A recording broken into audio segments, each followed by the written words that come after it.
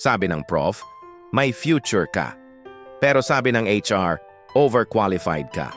Ang hirap noon, buong college life mo, sinabihan ka ng mga guru mo na matalino ka, may potensyal ka, may kinabukasan ka.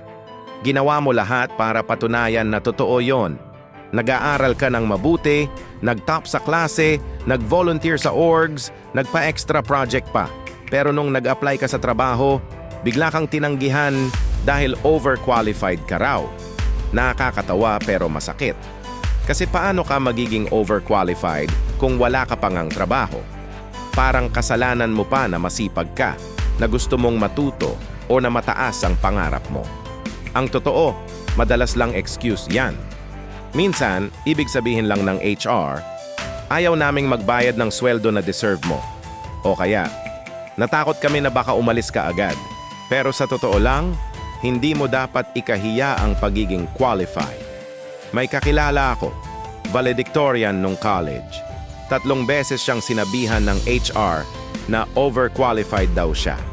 Sa pang-4 na application niya, tinanggap siya ng isang startup.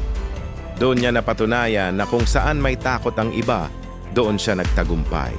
Hindi mo kasalanan kung mataas ang standard mo. Hindi mo rin kailangang babaan yon para lang magkasya sa sistema nila. Kasi darating din ang tamang lugar na hindi matatakot sa brilliance mo, kundi yayakapin yon. Ikaw ba, nasabihan ka na ring overqualified? Share mo sa comments at i-follow ang Aftergrad PH para sa mas maraming real talk.